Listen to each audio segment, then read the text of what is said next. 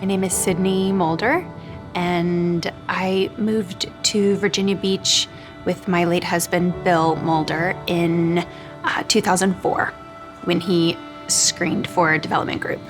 Well, my name is Frank Larkin. I started with the community back in the 70s. I was a team guy assigned to SEAL Team 2 and then active reserves. Married Jill on the heels of my team experience before I went to undergrad. And eventually we had a son who became a SEAL and spent 10 years in the team, primarily with Team 7. My name's Jill Larkin, and I'm Ryan's mother. But, you know, it's a sad part of our lives right now. My name is Jamie Metcalf. I'm the wife of David Metcalf, who's a team guy, and that's how I'm connected to the community. I'm Robin Anderson. I am Rob Guzzo's mom, which is probably my primary purpose in life, I believe, is my motherhood to Rob and his brother Aaron. But in addition to that, I'm a 30-year Navy veteran. My name is Jillian Price. I'm 15 years old. My dad was one of the most amazing people you could have ever met. I'm so grateful that I got to spend 9 years with him. He was such a good dad. I could not be more grateful for him. I'm just so grateful that my mom and him got together because they were just the best parents. Rob always had such a beautiful smile, sparkly eyes, and just had this pull. People would notice him when he walked in the room. He just always was the center of attention. He thought he was a handyman, but he would always make things a little worse than they'd started. But he was so funny, a wonderful dad. He was the fun one. I was the disciplinarian. Ryan, he was real smart, very intuitive. He was a great planner. He could think, forward 2-3 steps. If I was having a bad day at work, he knew how to turn that frown upside down because he was always so happy. He's quiet. But man, once he starts talking, you couldn't get him to stop. When I'm asked to talk about Rob, I like to tell this story. The first week or so of high school, and he came home and he said, Mom, I signed up for hockey today. And I said, well, that's great, Rob, but you don't know how to ice skate. And he said, well, do you think that's going to be a problem? And I said, well, it could be. If he was going to do something, he was going to do it. And he didn't see a lot of barriers to that. He loved his job. He loved being a SEAL and took a lot of pride in it, but was very humble and just loved it. I loved it because he loved what he did. He was funny. He was a good dad. He'd always make jokes, and he'd get back from a run while I was playing Movie Star Planet, and he'd be like, hi, beautiful, I missed you. And then he'd give me a kiss on the forehead, and it was just stuff like that. We actually both could pinpoint when we felt a shift and a change. And that was in 2009 when Bill returned home from a particularly active deployment. He initially, confided he was having issues with sleeping and that he was having anxiety attacks, which he had never had before. He said something's wrong with my head, but nobody's listening. They're just telling me I'm nuts. So by the 3rd month of Rob's return, I had been getting phone calls every night. And typically Rob was intoxicated. He was crying, telling me about things that had happened over there, telling me he couldn't sleep, that he was having nightmares and flashbacks. Being extremely forgetful was one thing I noticed. Losing things, losing something every day. And he would get so angry at himself. He said, every day, Mom, I suffer. I'm suffering. And there were days where he would just, he'd have the hood up and his eyes would get really dark. And that expression, it was like there was none. And he became a whole different person almost. And the things that he would say, I'm thinking, oh my dear God, is this my son? What is going on? Me as a nurse had no clue. I had just no idea. And I think I would specifically say it was his eyes. They seemed to be black and just a very deep, like looking into an abyss. He was just so different, and he didn't smile and he didn't joke around. It was very out of body. He would leave me. I could see it. I mean, he would be gone. It just was completely vacant when I would look at him, you know? He was different.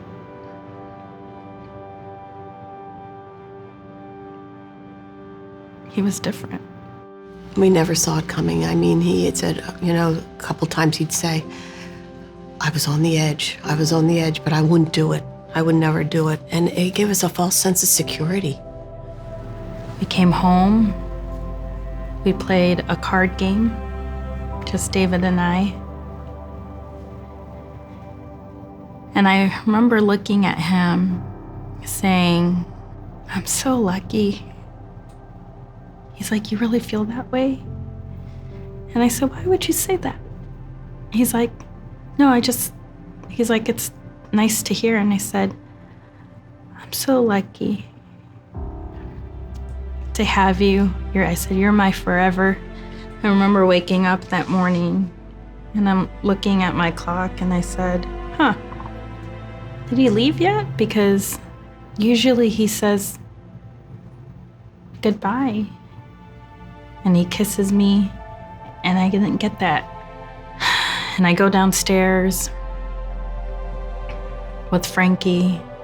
There was a red envelope that said beautiful on it, and I smiled immediately. And I read it, and I screamed. I got the phone call from Bob, and he said, it's Rob, he's gone. And I said, what do you mean? And he said, he's gone. I'm like, what do you mean he's gone? Where did he go? And he said, he's dead, Robin. And I just went into shock. He was sitting in his truck June 9th, and while he was FaceTiming with me, he put a gun to his head.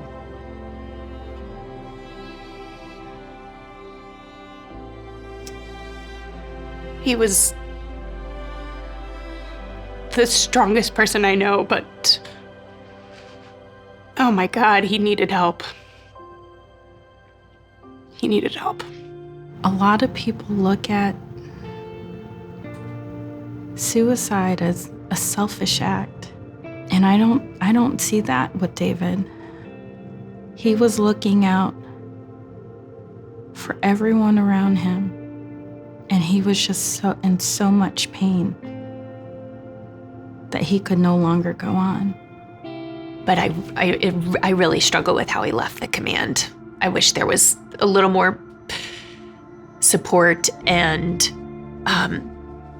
gratitude for the service that he gave his life. I mean, he gave everything. I hate that part. As a mother, I mean, you know, I feel so empty. I have a hole in my heart, and I don't think it'll never repair. I just miss him terribly. I say that every day. I just miss him terribly. I miss hearing his voice, having a hug, you know. He felt reaching out and talking about it would have jeopardized his career. So yes, unfortunately, I think there's a long way to go to eliminate that stigma. But at least people are talking about it now. I think they're saying it, and they're saying the words, the ugly words. These crisis events where, especially with the suicide, the effects are so far beyond the spouse, the parents, the immediate family. It ripples into the teammates. It ripples into the community. I've got Ryan's teammates calling me constantly. They're just still struggling with this. There's a serious level of survivor's guilt on part of them. Why didn't they see this? And a lot of them are struggling to this day. And I worry about them. I worry about, are they going down this path? And so I try to stay connected with them. If I could make a difference, I would. if my dad had seen this or if anybody else's dad had seen this and it made a difference, then that would be like amazing. So if I could prevent even one thought in somebody's mind, or reassure them to go to therapy or talk to their family who loves them, then that's why I came, to make even the littlest difference. People are going to know Rob Guzzo. They're going to know his story. And we're going to make changes.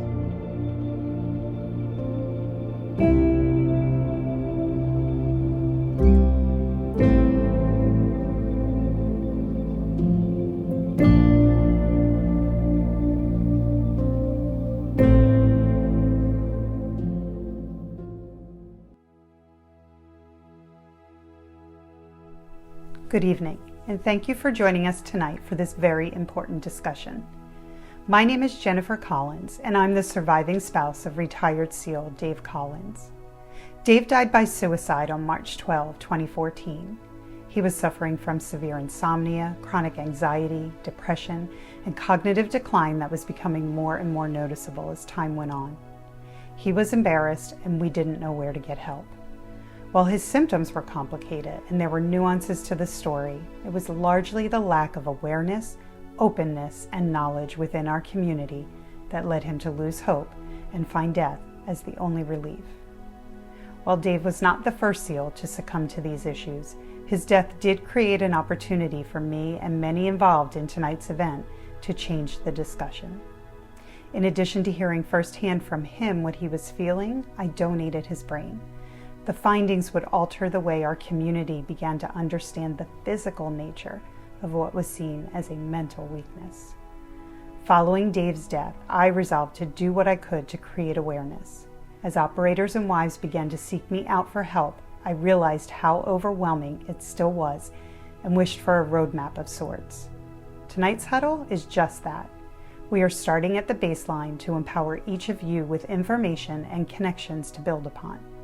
You'll hear from other surviving spouses and parents, learn from experts on signs and prevention, listen to operators about their own paths to healing, and much more.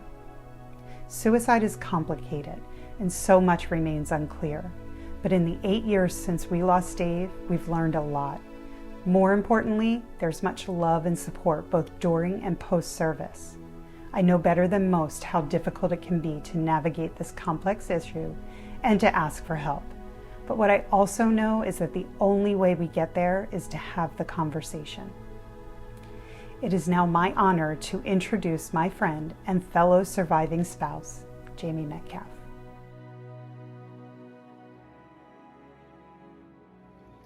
Hi, my name is Jamie Metcalf. My husband was David R. Metcalf, and he served in the military for 19 years. 15 of that was as a Navy SEAL. The last 2 years was as a physician's assistant. On January 2nd, 2019, I woke up to find a letter attached to the door leading to our garage.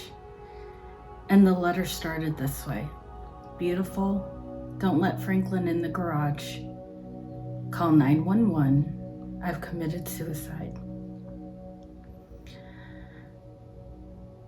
Things went so fast, and I had so many decisions to make.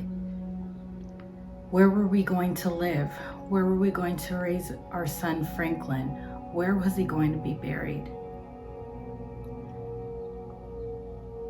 The most important question was, "Jamie, would you like his brain donated?" I wish I would have had the answers right there and then, and I didn't. I really did not know where he wanted his brain to go to. But I said yes. And as I was signing the paper, I kept doubting myself. Is this what he would have wanted? I wish he would have told me.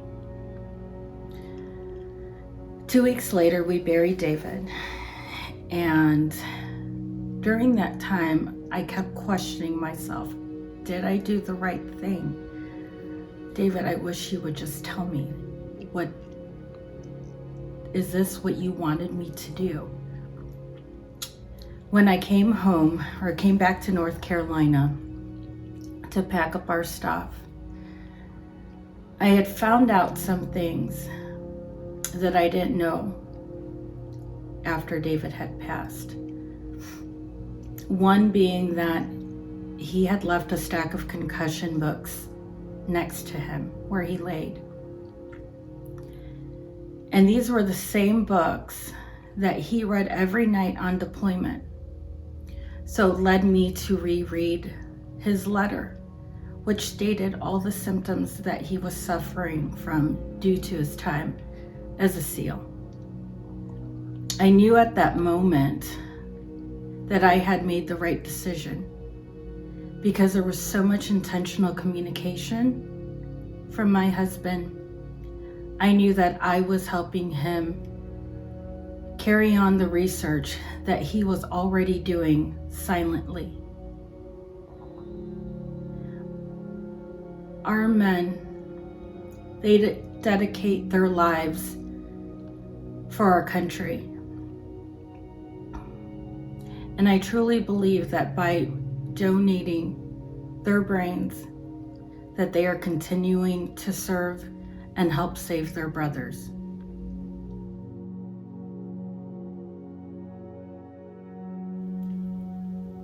Hi, my name is Stacey Gentile, and I was asked today to talk about our mission at the Department of Defense's Uniformed Services University's Brain Tissue Repository here in Bethesda. Our mission is to advance traumatic brain injury research and better understand the long-term effects of a TBI on the brain, while promoting the overall brain health of our warfighter. Most families are left with extremely difficult decisions after losing a loved one. I'd like to discuss the topic of brain donation today. While it is important, it is a very difficult topic to discuss. We're hoping that providing education and awareness and discussing this opportunity to donate with service members in an informative space such as this gives the service member and families the opportunity to discuss this important topic, and should it be part of their wishes, address that as well. Families are often left to make these decisions to donate after their loved one passes. Often I hear that spouses aren't sure what their service member would have wanted or what their husband would have wanted or their son, and often I hear that this is exactly what their service member or loved one would have wanted, was to give back, is to give a gift that keeps giving and to help others and maybe where they struggled. Having this knowledge before any of these difficult choices have to be made often provides a space to talk about this and what your service members' wishes really are. Donation provides often a bit of closure for the donating family. After donation, there is a lengthy analysis process that happens here in our lab. And during that time, we continue to maintain a relationship with the loved one that donate. We gain information and insight into that service member's history. We try to understand that person and what they've given to the service and to their families and to our country during that process. So when that lengthy process of analysis is completed, we're able often, if the family is interested, to sit down with them and give them an overall picture of any findings that we found. And this is important to the families, and this is important takeaway to the families to know that maybe there was something wrong with their loved one, a physical injury in the brain, not just something mental that they've carried. So I'm here today just to spread the word about donation and educate those that are interested in so.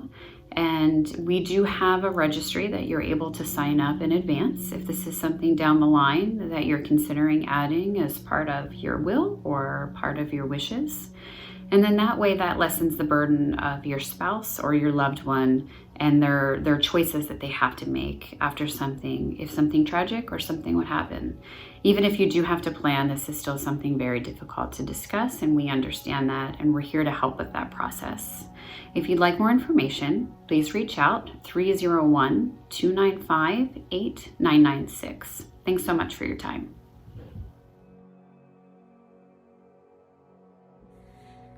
Hello, my name is Frank Larkin.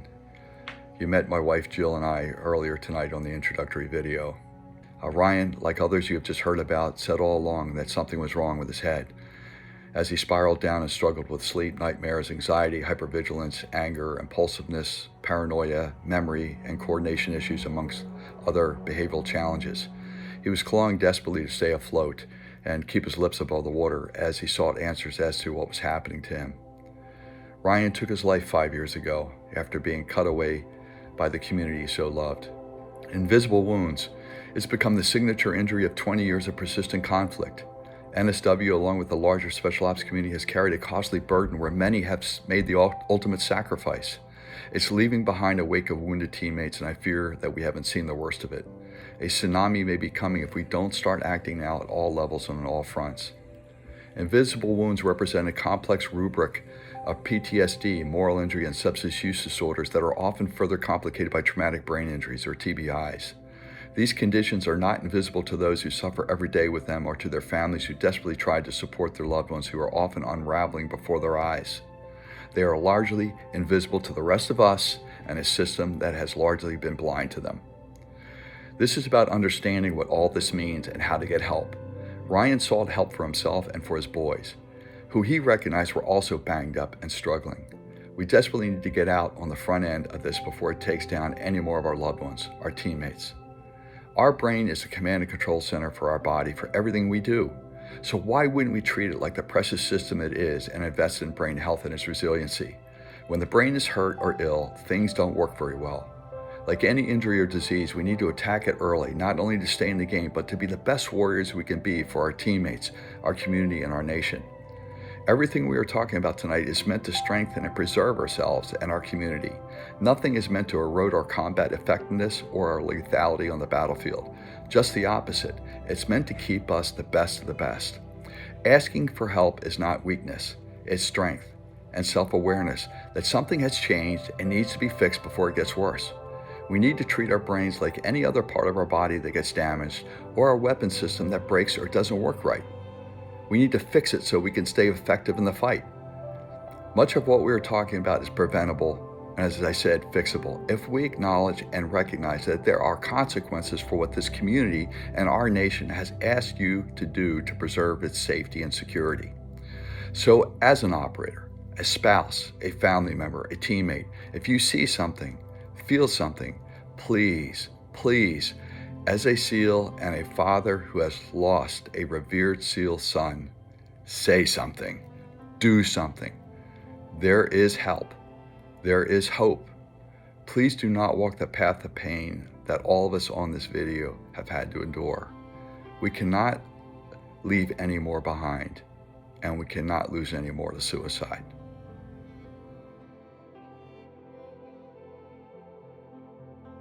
Hey, this is Command Chief Master Sergeant Greg Smith, Senior Enlisted Leader of United States Special Operations Command. Thanking you for joining me here today for this very important topic on suicide. I don't have a script. I don't have cue cards. I don't have anybody here other than me reaching out to you. First of all, thanking you and asking for your continued help. Whether you're the family member, teammate, or support agency, all here to help both understand and what we can do to prevent suicide from occurring. I have lost family members and teammates to suicide, so this is a very, very important topic and a personal one for me, which is why I wanted to be here with each of you today. Every 3 weeks, Special Operations Command loses a soldier, a sailor, an airman, a Marine, a Guardian, active or reserve or guard, a civilian or a contractor to suicide. We have to understand the support agencies are available. We have to understand the warning signs that are available. We have to connect the family members and teammates to both understand these warning signs and rally these support agencies so we can together prevent anything from happening to our teammates, our family members, our battle buddies. Thank you for allowing me to be here tonight. I look forward to participating with you, and I am standing by to help because together we can make a difference. Thank you.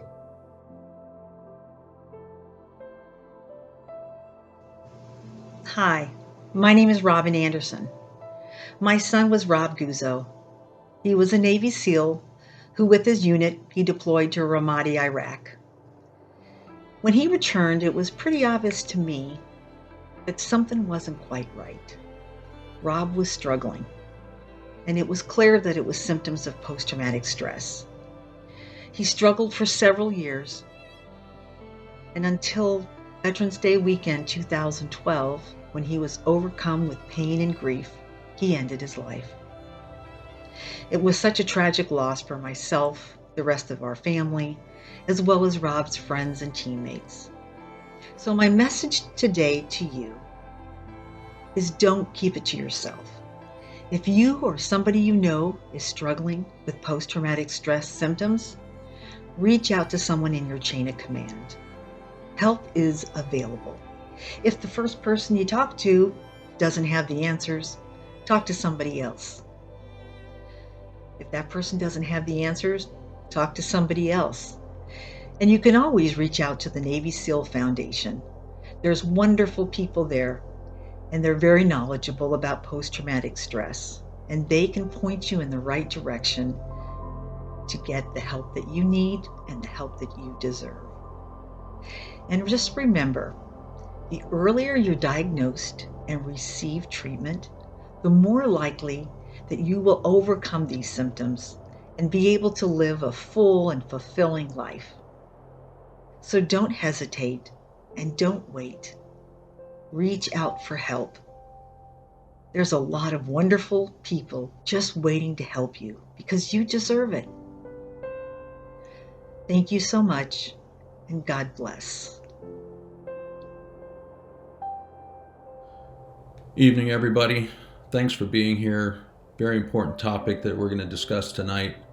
My name's Alex Oliver, aka Ollie, and I'm a former SEAL operator of 21 years, and just wanted to share a little bit of my perspective on the topic. I say my perspective because I struggled with it at one time. I can say, looking back, at least for me, there wasn't one specific thing that almost pushed me over the edge. It was a number of things that stockpiled over time. And I just wasn't recognizing what was happening to me in the long term of it all. Things that were from going through divorce with a newborn, injuries that led to chronic pain over time, which led me to opioids, which led to cognitive decline and problem-solving frustrations. TBIs were a big part of that, from blast or impact, whatever it was. Emotional frustrations, and then of course work frustrations and stress. I could go on. But the bottom line was, I thought I could handle all this alone. The culture that I was raised in was, hey, just suck it up. Don't complain, do your job. And I grew up there. I didn't think that there was anything wrong in that kind of thinking, but I was wrong. And I let pride and I let embarrassment get in the way of asking for help, and it almost cost me everything. But I can say now, knowing what I know, there is help, and there are ways to start getting left of this issue. It's just about saying something. And this right here is a start. All of us getting together on this, the Navy SEAL Foundation leading the way on this topic, and getting not only to the veteran side of the house, but the active duty side of the house. This is how we're going to get left of this issue. So I'm happy to be here. Thank you. Hello, my name is Quin. Thank you for joining us to talk about this extremely important topic. My part of this is I'm here to talk about actually getting treatment while you're still part of a unit, be it a platoon, a troop. My history with this is my aunt committed suicide when I was a little boy, and then my mother committed suicide when I was a young frogman, and then I've lost too many friends to suicide since then.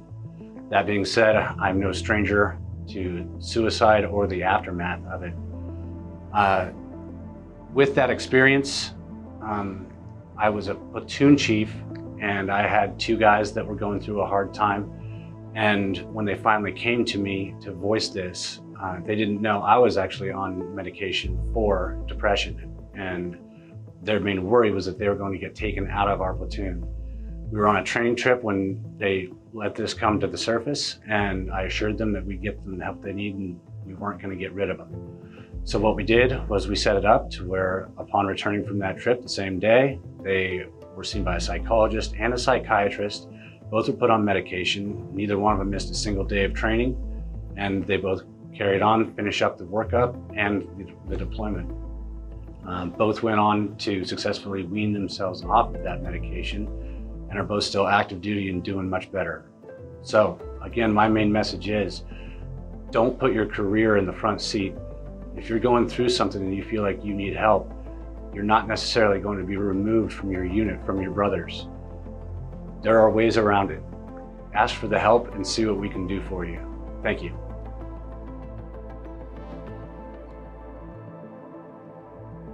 Hello, my name is Captain Scott Johnston. I'm the Force Psychologist for Naval Special Warfare.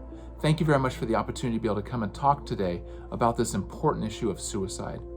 The message I want to bring is that there are a lot of wonderful resources within Naval Special Warfare. I represent over 40 embedded mental health providers who are embedded within your units and are there to help the active duty personnel with whatever issues may be coming up for you. One reason we really believe in the embedded mental health model is that we really want to increase the access. It should be relatively easy to find that person. They should be on your team, at your unit, and ready to talk to you. We also think that also breaks down stigma, and they really have a sense of knowing what's going on within NSW. They have that cultural competency to kind of know some of the issues and hopefully make it that much easier to talk to. And this keeps you from having to go out into town and talk to some kind of person outside the community or have to go up to the hospital. The other message I want to give is just that it's important to find the right therapist for you. It's not good or bad therapist, but just finding the person that you can actually connect with. And if that first person you talk with, you don't feel that connection with, it's absolutely okay to ask to talk to somebody else.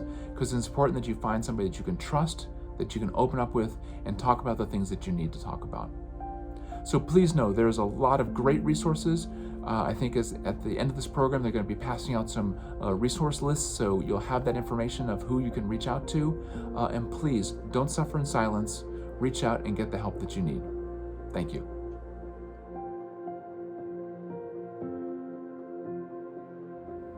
Good afternoon. I'm Tim Schmanski, Vice Admiral retired. I had 36 and a half years in the Navy and 35 years in Naval Special Warfare. Suicide. Suicide is very tragic and catastrophic for families. But suicide can also have grave consequences for highly elite units and small organizations. It can affect morale, it can affect operational effectiveness, it can affect performance. The word itself is sometimes off-putting. The topic is very taboo and no one likes to talk about it, but we have to talk about it. I once had a commander who couldn't even say the word suicide. Suicide was a phenomenon that didn't happen to high-performing organizations such as his, and therefore was something that we didn't really have to talk about or discuss. And then we had 2 suicides at that command in the span of 2 months. That commander became the biggest advocate for suicide awareness and suicide prevention. The collective anger, doubt, shame, betrayal, all the other stages of suicide can creep in and really affect a command's ability to move forward and grow. I think culturally and organizationally, we have to think about suicide differently and how we discuss it and how we talk about it. There are 2 key areas I think that are important. The first is mental health. Mental health is similarly like suicide, is a tough topic. It's taboo, people don't want to talk about it. But we have to approach mental health as maintaining our health mentally over the course of a career.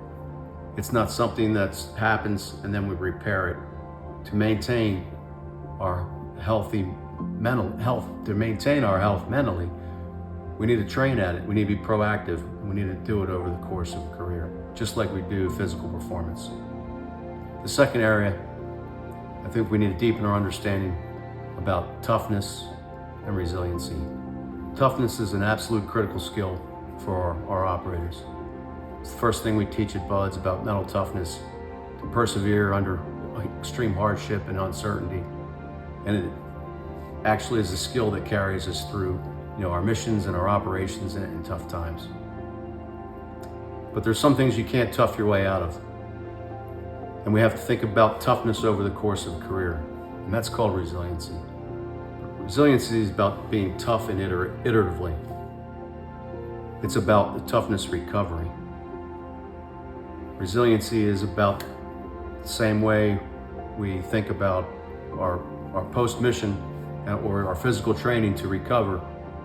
You need rest, you need to unload, you need to unpack your bags, you need to unpack your ammo, you need to share the burden. We're shaped by our experiences. We all have seen things, done things maybe we didn't want to do, or should have done, or could have done. And we have to share those burdens. We have to create that space in our mentally, so that we can be tougher the next time. So I leave you with resiliency is about toughness recovery, so we can always be tougher in the next moment. Thank you. Hi, Frank Larkin again. I'd like to help transition us into the next phase of our discussion tonight, and that is to bring in a partner who we've been working very closely with to help us understand what the dynamics of suicide involve. And certainly you've heard a number of tough stories from the participants, and certainly the insight into some of the struggles that our warriors are having and their families as a consequence of service to the nation. So I'd like to bring in Dr. Craig Bryan. He's a PhD, a board-certified clinical psychologist in cognitive behavioral psychology, and an internationally recognized expert on suicide prevention, trauma, and resilience. Craig's going to help us understand what we're dealing with as we talk about suicide and suicide prevention, and certainly the pain of loss. So Craig, please, thank you for joining us tonight.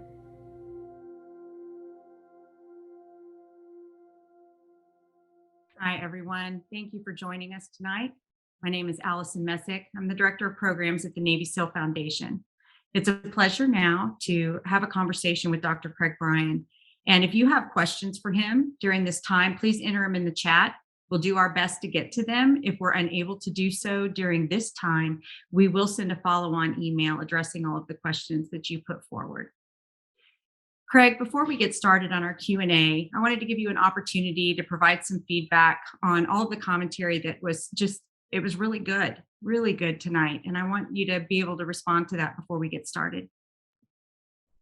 Yeah, sure. Well, I'll start by thanking you for inviting me to join. I'm happy to help in any way I can and answer people's questions about what we're learning about suicide and how to prevent it. And I would say, one of the key reflections that I would have is that, I think it's important for people to learn that, or to know that we're actually doing a much better job at preventing suicide than we used to do. But I think what we're starting to understand is that the nature of suicide is perhaps different from what we have traditionally assumed. And that actually might be one of the main barriers for why we're not better, actually, than what we currently are. And I think related to that, I kind of feel compelled to thank the many service members and veterans who have participated and volunteered in many of our research studies.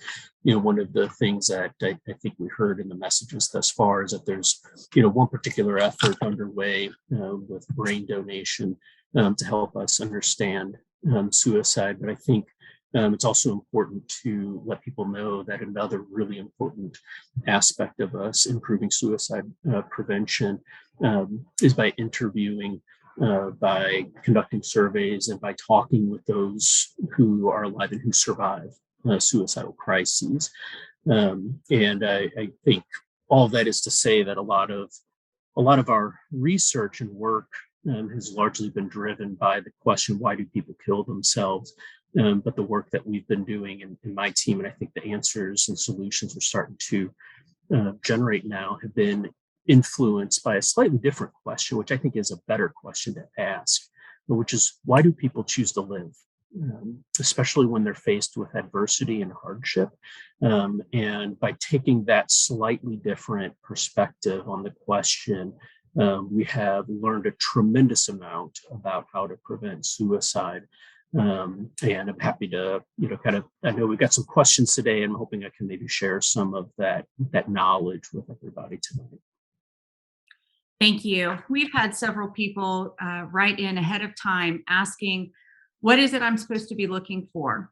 What are the signs? What are the risk factors? And if we could spend some time talking about that, we'll go into protective factors next and spend some time there. But there's a lot of concerned people. They think they're identifying some behaviors that are concerning. And can you spend some time addressing that? What should people be watching for? And what do they do if they think they've seen something concerning?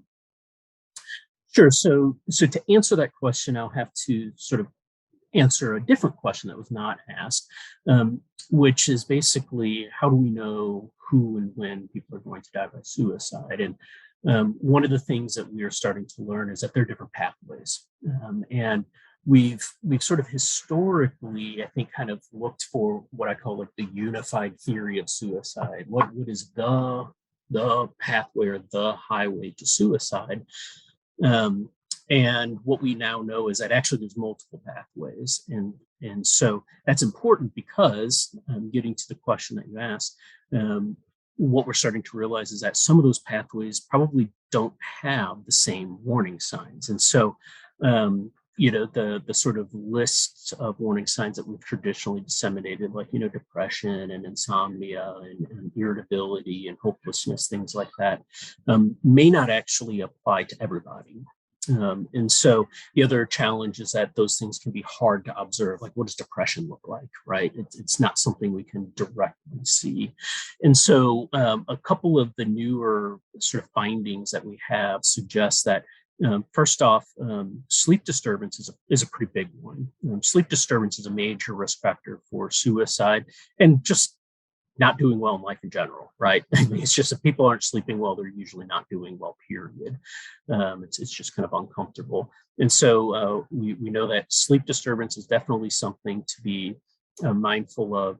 And then the second, I think, newest thing that we're finding is what I like to refer to as the coded language of suicide. We actually, interestingly, know that fewer than half of those who kill themselves will actually say the S word. Most people will not say that they want to die. They will say, I'm not thinking about killing themselves. This is kind of like the vexing part of suicide prevention. We found, however, that there are other sort of verbal statements that people often provide, like, I can't take this anymore. I can never be forgiven for the things that I've done. I'm completely unworthy of love. I can't imagine anybody being able to take this or tolerate this pain. And so those types of sentiments, even though they don't expressly talk about death or suicide, we're actually now multiple studies that we're doing finding those are actually kind of the stronger signals. When you hear people saying those types of things, that's the time to kind of ask, are you doing okay? What's going on? Don't wait for that S word to come out, because we want to kind of get a little left of the problem, as has been said a few times already. You mentioned sleep deprivation. What else? We've heard some people talk about chronic pain, op tempo, different life stressors. Can you address some of those also? Yeah, all of those are relevant. Relationship problems, financial strain, the complexity of suicide is such that there are sort of different profiles for different types of people. It's sort of like a perfect storm type of mindset. Very similar. I like to use the example of like traffic fatalities and car crashes. Like, well, what are the warning signs of car crashes? Well, there's a lot. Or what are the risk factors for car crashes? There's a lot, but none. It's possible to be in a car crash without any of those risk factors. You can be a safe driver. You can be dead sober. You can be driving really safely and you get sideswiped or T-boned by somebody unexpectedly. And we're starting to learn that suicide works in the same way, that there are these different sort of constellations of risk factors that can influence people in different ways, such that we now have multiple profiles. And I would say one of the unifying themes, though, that undercut all of those profiles, we're starting to recognize, is the importance of like well-being, just in general. How are you doing in life? And I would say that one of the universal truths about suicide is that when people get to that state, things typically aren't going well for them in life, but sort of the nature or flavor of that unwellness can be different for different types of people. In looking at risk factors, we can talk about conversely, then what are protective factors? What are things that people can do when they're working for themselves or with a loved one, someone they're concerned for? What does protective factor mean? And can you give an illustration of what those are? Yeah, so the definition of a protective factor would be something that reduces risk for some kind of an outcome, in this case, suicide. Now, overall, the research on protective factors for suicide is not nearly as robust as it is for risk factors. And it's because, as I mentioned before, most research has been driven by the question, what sort of compels people towards suicide, what kind of drives them to want to kill themselves. Much less attention has been paid to that flip of the question, which is, why do people stop themselves when they're on the road to suicide? And so this has been a big focus of our work, and we've actually learned quite a bit. So some of the kind of recurring themes, one of which is a strong sense of purpose and meaning in life, kind of knowing that my life is worthwhile, what I do is important. We've got new study, we haven't even published this yet. I've been actually writing the paper in the past week or two, showing that feeling that I contribute to my unit, to my community, to my family, that I'm important, that I matter to other people. We're also seeing that, just having shared experiences with others. We talk about social support a lot as a protective factor, but we've kind of looked at, well, what does that mean, right? So lots of people who die by suicide, their family members left behind are kind of like, well, we were supportive, we were there. And one of the aspects of social support that seems to be really important, especially in military communities, is that sense of feeling that people respect me, that I'm treated with dignity, and that I have other people in my life who I look up to, who I admire and who I respect as well. We're also now focusing increasingly on what's called subjective well-being. So this is not only that I'm satisfied with my life, I have a good sense of purpose and meaning, but also I experience positive emotions. And so, I think the misnomer about social support is sometimes you need to have people to shoulders to cry on, people you call in a crisis, and that's obviously really important. But it's also just having people to hang out with, spend time, with, that they're just fun to be around, and doing those more often has been shown to actually have a very powerful protective effect, even when people are experiencing extreme distress and things aren't going well in their lives. Something lately that's been coming up more often is the term rapid intensification, rapid escalation. I don't know if everybody knows what that means, so I'm going to ask you to define that and address however you see fit the concern that people have when escalation occurs. Yeah, so this term rapid intensification speaks to this notion of multiple pathways to suicide. And so, the sort of the classic way we've thought about suicide is that people sort of progress through these stages, right? They first, they experience a mental health condition, then they start to want to not be around anymore. Then they start thinking about killing themselves, and they make a plan, and then they attempt suicide. It's sort of like phases or stages that they go through. But it's interesting. We find that around half of those who attempt suicide don't actually follow that sequence, and many of them sort of skip stages like planning or active ideation. And we found this is especially true in military personnel, where people rapidly shift from a low risk to a high risk state. And so they can go from seemingly, doing okay or maybe not being that upset to all of a sudden they've attempted suicide or died. And this has been sort of a big mystery, right? Because we focus so much on warning signs and we kind of wonder, what did I miss? And what did I do wrong? But what I think we are starting to realize is that no, it's just a really rapid shift, that perhaps for some people there were no warning signs, that you didn't do anything wrong, you didn't miss anything. It's just this interesting sort of phenomenon that we honestly haven't studied very much. I think most researchers have kind of like glossed over it and made excuses for why this is impossible to happen. But we're starting to see now that no, this is a legitimate thing. It happens very rapidly for some, which is why many of us are starting to talk a lot more about sort of plan Bs for suicide prevention, because mental health treatment is definitely one critical suicide prevention strategy. But if someone has this rapid intensification, there's not a lot of opportunity for us to kind of intervene and to kind of stop what's happening to get them to treatment. And so we need these backup plans. And this is why there's been so much more increased attention on things like limiting and reducing access to lethal methods for suicide.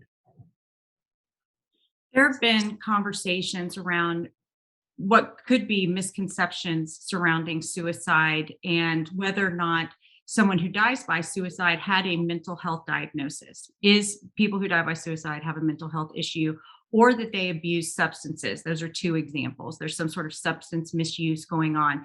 Can you speak to those two things and more if you know? Sure. Yeah. No, this is what I would say the bedrock of suicide prevention is that suicide is caused by mental illness, or it's a symptom of mental illness. A statistic that's often thrown around a lot is that 90% of those who die by suicide have a mental health condition. The dirty little secret about that is the statistic is based on flawed research, using a method that has been shown to overestimate rates of mental health conditions. And so there's a kind of growing recognition within the field that around probably half of those who die by suicide do not have a mental health diagnosis or condition. In that half who do not have a mental health diagnosis, they're much more likely to experience life stressors such as relationship problems, financial strain, legal issues. And so we think there's evidence as well that this is the subgroup for whom that rapid intensification is also very, very relevant.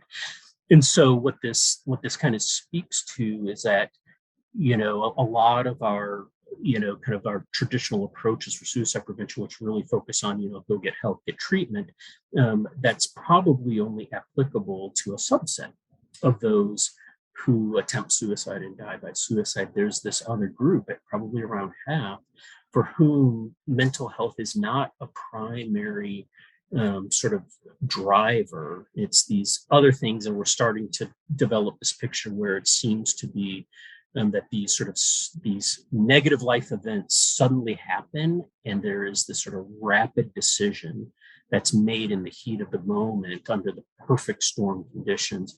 And when they have access to a highly lethal method, that moment of despair or stress becomes weaponized and they die. And so we need to now kind of shift a lot of our thinking to say that there's multiple ways to prevent suicide, one of which is kind of the traditional mental health angle, but the other of which probably is not mental health focused, but it's going to be much more about environmental safety and decision-making processes.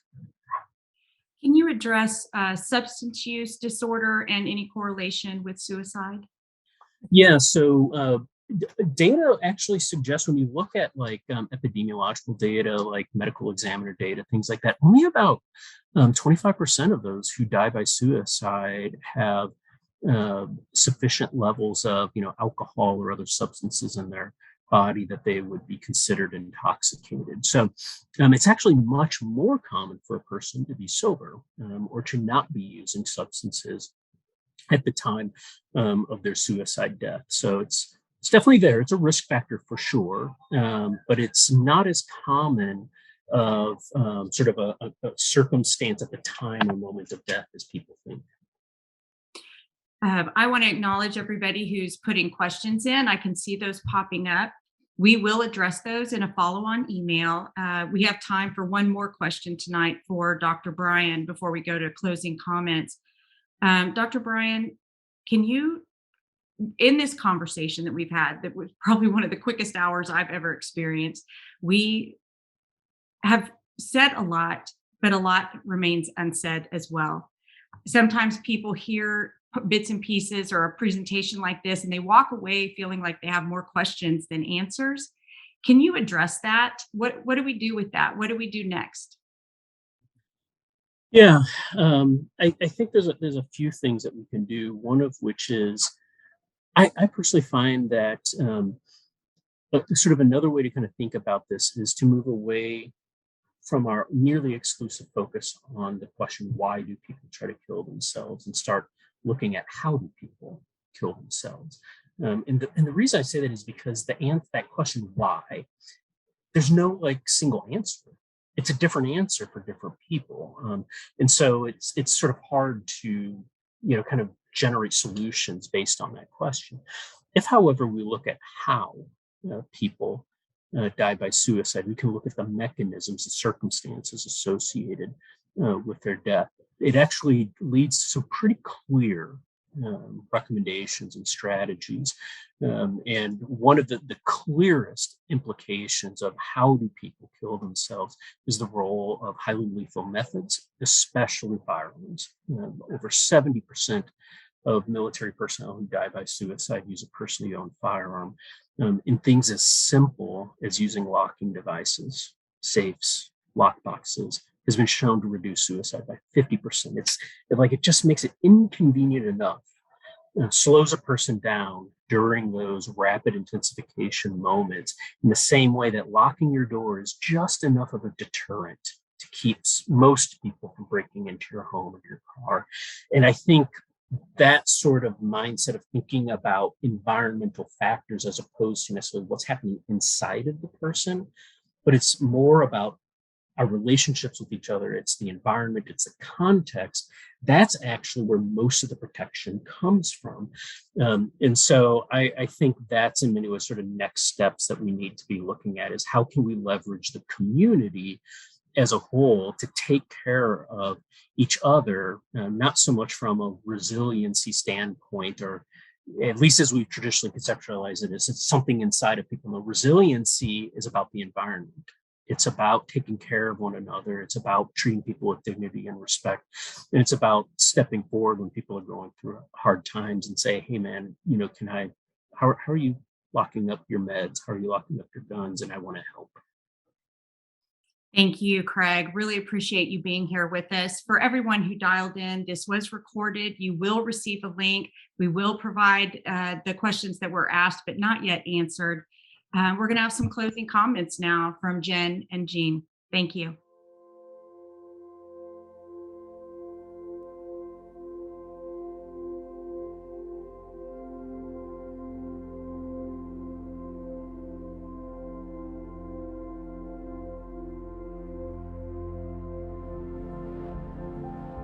Loss by suicide doesn't erase the lifetime of service the service member provided to the nation and to NSW. And it doesn't change the love and support and care and compassion that we're going to provide to the family. And going forward, we're going to keep going. It's not going to change any of that, because it's important to keep them and wrap our arms around them going forward. You're worth saving, and this problem is fixable. We just need some new tools and new ways of approaching it, and that we can do it together. It doesn't have to be done alone. And we can wrap support around you with as many people as we need to, and that your life matters.